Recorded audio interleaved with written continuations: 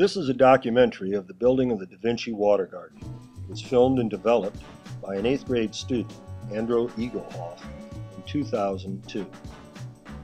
The Water Garden was proposed in 2001 by science teacher Dan Evans.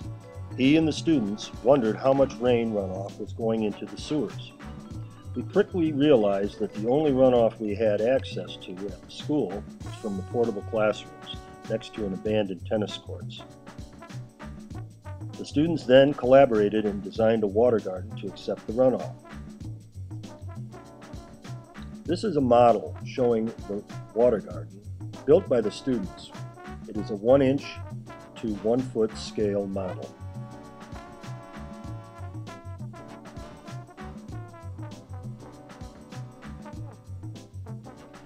Here is a picture of the water garden before the destruction of the concrete. The students painted the paths that they thought the water garden would take.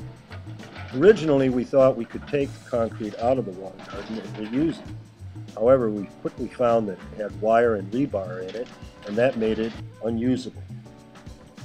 10 dump trucks full of concrete were removed from the water garden. The broken concrete, the broken tennis court, was disassembled. This is one of the few times where adults and heavy machinery was used in the construction of the water garden.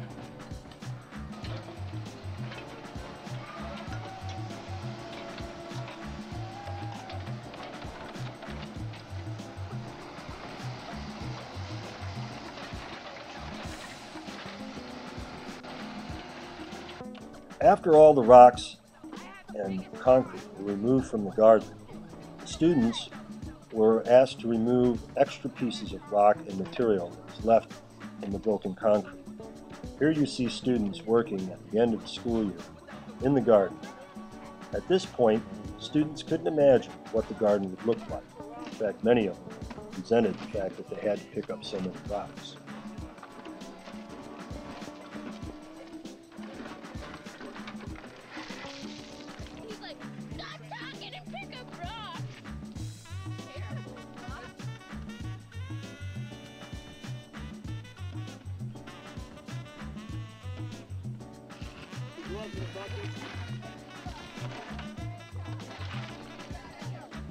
Piles and piles of broken concrete gathered by students in buckets in this manner, as you see.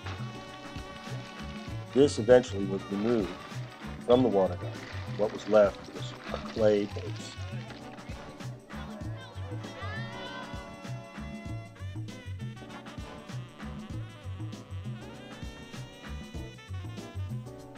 Here you see a shot taken between the two cisterns of the water garden, looking out over the first pond and the second pond.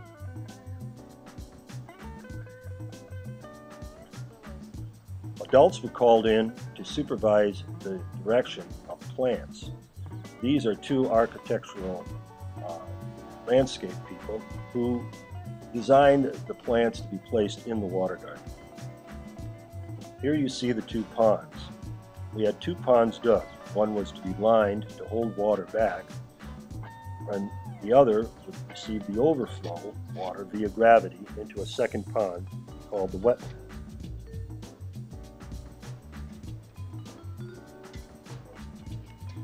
In this scene you can see the ledge of the pond. Here you see students smoothing out the clay after a heavy rain. Here we see students digging a trench to accept the liner to hold the water back.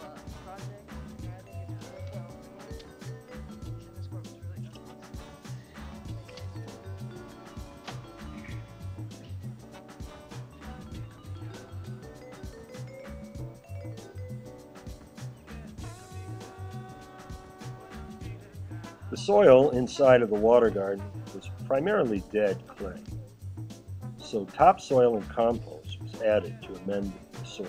2 wheelbarrows. They have a couple of shovelers shoveling it. Here you see students shoveling topsoil into wheelbarrows and depositing it along the water garden to a depth of about a foot.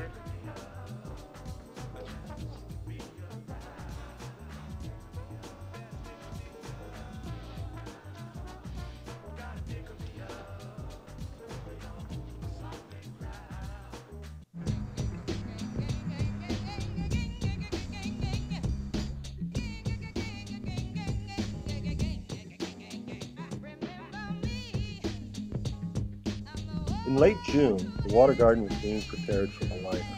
Weeding and smoothing needed to be done. The pond area had to be completely smooth. Here we see students breaking up pieces of clay so that nothing would poke through the liner.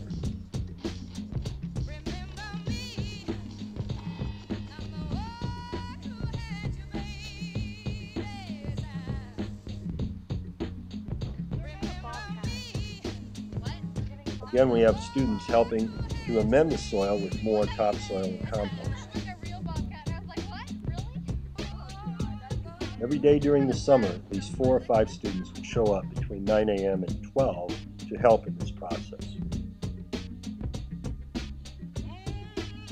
The next view shows you the liner between the systems. Notice the rubber liner and the covering we call raffing.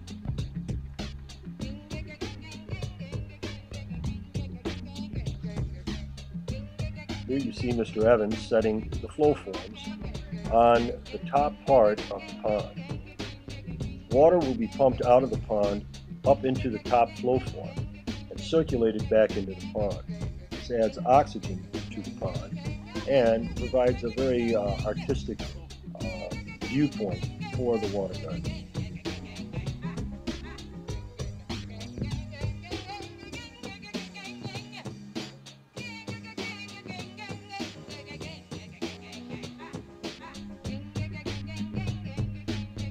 Here you see some of the basalt rocks. All rocks were set by hand. Over 24 tons of basalt were delivered to the site. Students then took 2-wheel trucks, as you see in this view, and collected the rocks, dragged them to a position on a site, and then deposited them. The rocks were used as decoration and as anchorage for the liner along the pond and the stream bed.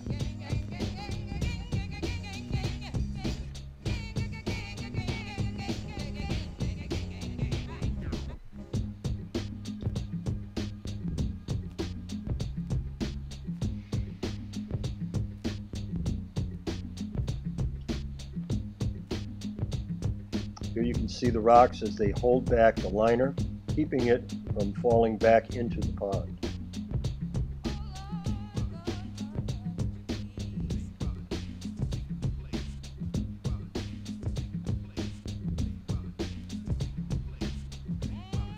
At this point in the development of the water garden, very few plants are around. A little clover is growing to reduce any erosion, but other than that, it's pretty barren. Here we see Andrew's viewpoint taken every time change has taken place in the garden. The next step is to order gravel. Over 10 tons of gravel were ordered to the water garden. They were deposited in a very unique way. It's called rapid grading.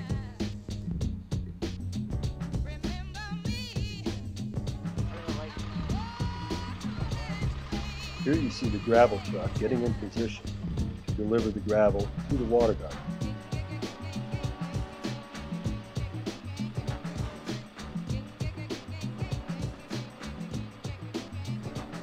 See, there are several students around. Usually the number of students helping is anywhere from 5 to 10 on any given day during the summer. Here we see a conveyor belt. The conveyor belt will receive the gravel and throw it into the pond area. It's quite an impressive contraption. It also speeds up the process of moving gravel to an area. That's why it's called rapid grading.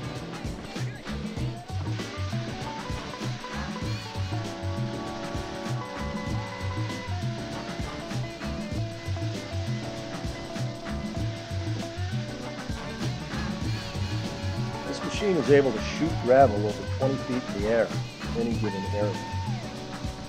See how fast the gravel is filling up the pond. Here the whole bottom of the pond is filled with gravel, so as to anchor plants and give it a more natural look.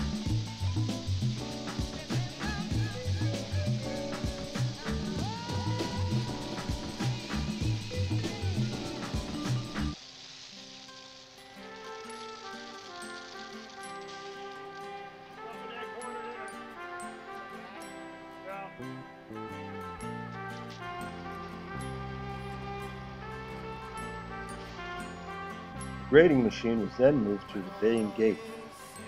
Here, it was used to deposit gravel in what would become the riverbed.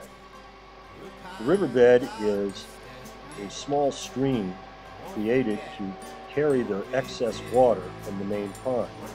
When the rains come, the main pond floods, and water then collects and travels down this graded area into a secondary pond called the wetland.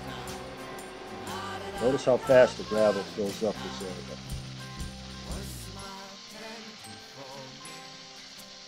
The liner ends about 10 feet from the pond.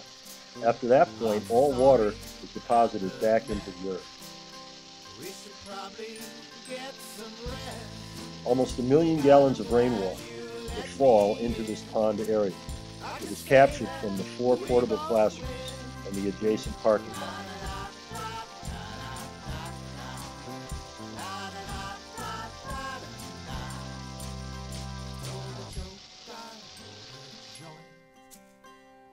Agreed with all your points. Disposition was on top, and your laugh I question not. Here we see students and adult volunteers shoveling excess gravel into areas that could not be reached by the conveyor belt.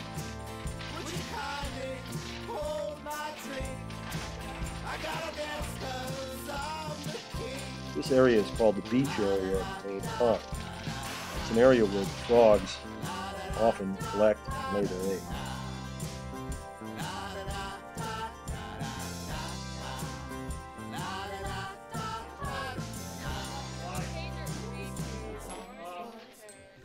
When the school year began, we started construction of the theater and planted the plants.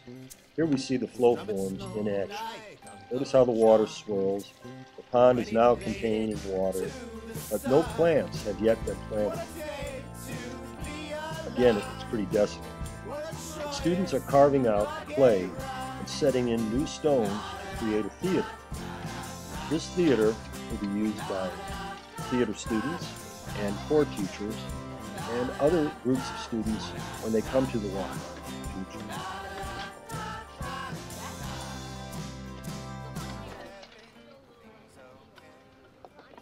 Well, I'll be on my way. It was nice that we could chat again next year. We have an enactment created by students talking about the flow forms and the Why are pond we itself. planting all these stupid plants, Leah? They're good for the environment, Sam, and they help clean the water. Yeah, and they're really, really good for the pond and the fish and animals living in it. Let's explain, Leah. Sam, the first thing that happens is the water from those downspouts goes into these cisterns. Wow. Then the cisterns flow out into the flow forms. What are flow forms? Gee, Sam, that's a great question. I can tell you what flow forms are. Flow forms spin the water, causing it to be clean, and then it drops off into this pond. Let's play a trick on Sam, okay? Yeah, we can take the rock and throw it in the pond and tell him it was a fish jumping. Okay. He's so stupid. Let's go.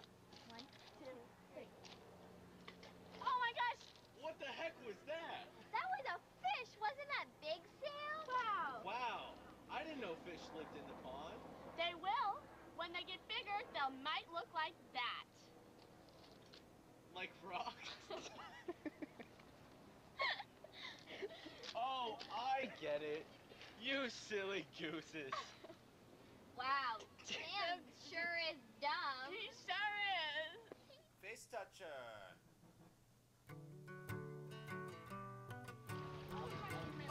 Each class at daVinci planted at least 2 trees and several plants. The Water Garden contains over 30 trees and 300 different plants. The majority of these, almost 98% of these plants, are native to Oregon. Here we see a group of students planting one of 30 trees that were in the Water Garden. And the students here are from various classes at daVinci, and every class had an opportunity to plant at least 2 trees.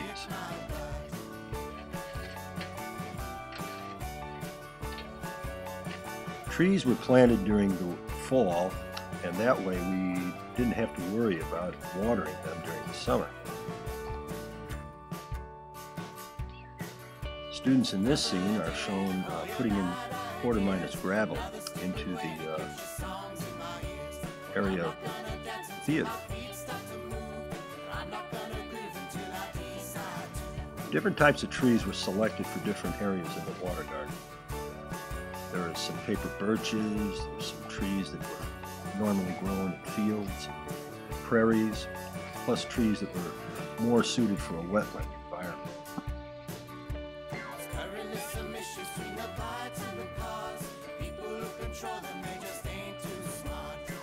The planting of the trees was conducted by adults, but all the planting itself was done by students.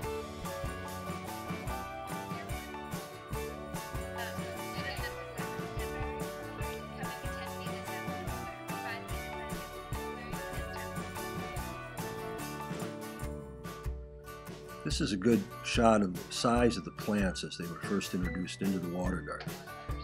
Many of them are very, very small.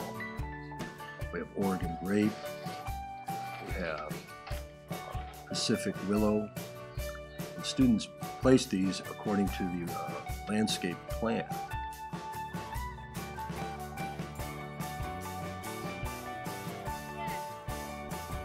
Students from the school newspaper came to the water garden and shot pictures, still pictures from various positions, including the top of the fence.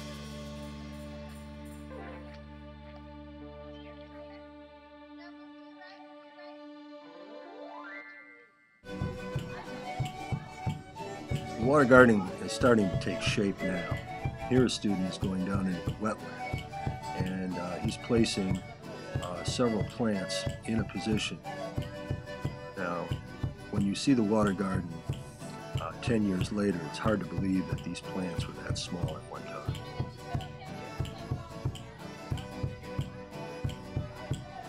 From these views from the theater, you can see the completion of the theater, where the seating was filled in with quarter-minus gravel.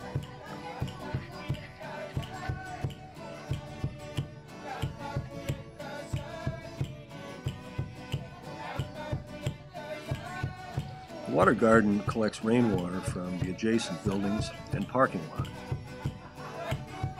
The gutters were disconnected and the water was taken in overhead via 4-inch piping.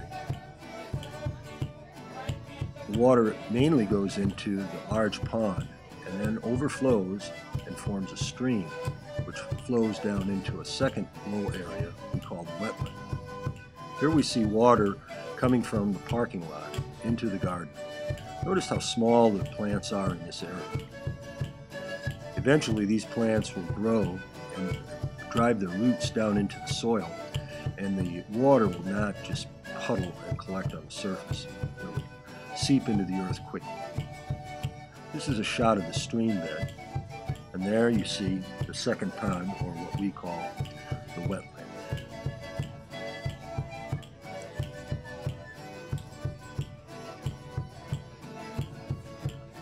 Here we see some seedlings that are just starting to pop up after a hard winter. The bridges were yet to be installed, so students had to walk down the gravel in the stream bed to get to the pond.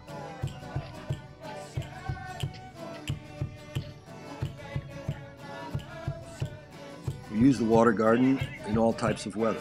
Here you can see the rain falling on the pond.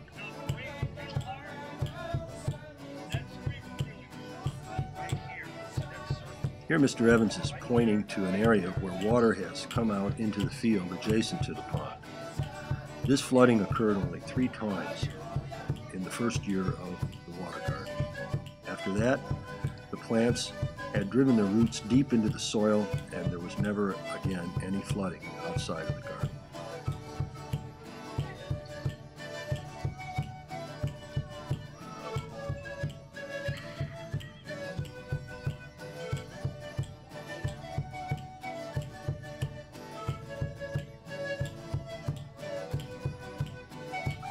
The mascot for the Water Garden is the daVinci dragon. Here we see the placement of the dragon in the main entrance area.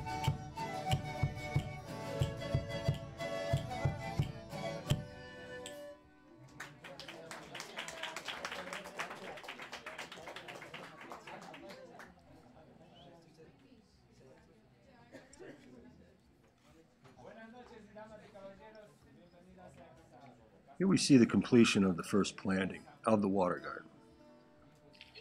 And the students in this scene are from Mr. Butterfield's textile class. Mr. Butterfield taught a class where students wrote poetry and then created these banners that were hoisted over the Water Garden and remained there for at least 2 years. They were like our Tibetan prayer towels that you sometimes see suspended up around the area, the Portland area.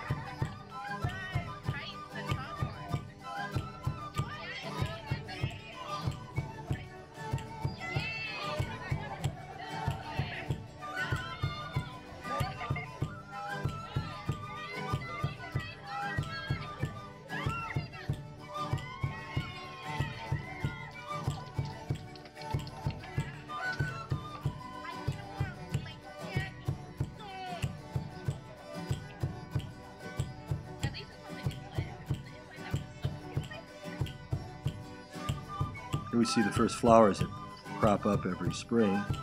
These are the only plants that are not native, the daffodils and the tulips. They were donated and the bulbs were planted. Nowadays we get a lot of lupin and other types of natural native wildflowers that come up. But in the first year we wanted something for sure to come up, and the daffodils did the job.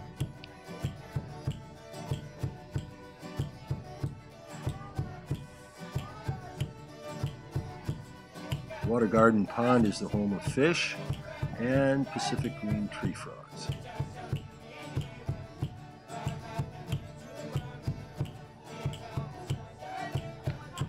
The 2 tanks that you see in the back of the pond are the cisterns. In the first 2 years, they held back water, which was used for a drip system, to ensure that the plants in the Water Garden were watered during the summer. Here you see a flashback taken from the same position, showing the progress of the Water Garden. This is a model of a living machine. In the Water Garden, we have a larger version of this. These are only 5-gallon jugs. In the Water Garden, we have 55-gallon tanks, which receive liquid waste from the cafeteria. In the first year, the Water Garden was the site of Earth Day. Here, Earth Day was celebrated at daVinci School, and it was the inauguration of the Water Garden. In these scenes, you see people from all over Portland coming to daVinci to celebrate Earth Day.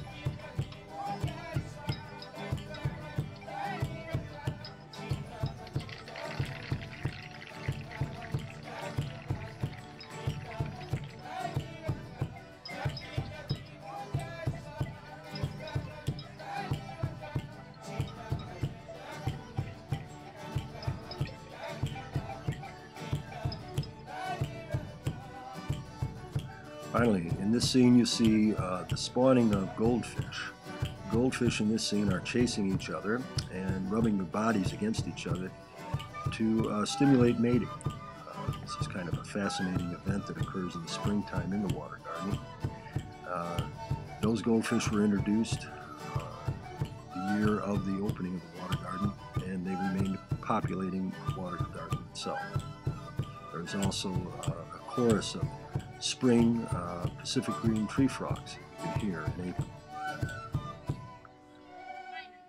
The stage area is often the site of other class activities. Here we see poetry readings going on in the Water Garden.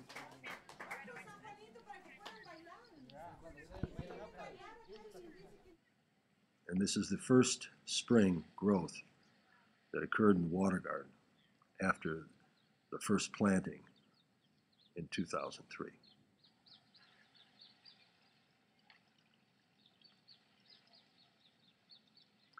Hope you enjoyed this. We plan to add to this video some clips of the Water Garden today in the year 2012, 10 years later. They will be posted soon on the site where you now can see the documentary of the Water Garden. If you have any questions about the Water Garden, you can contact Dan Evans or Jason Heigelke at daVinci. The link for this video is also on the daVinci homepage under the Water Garden.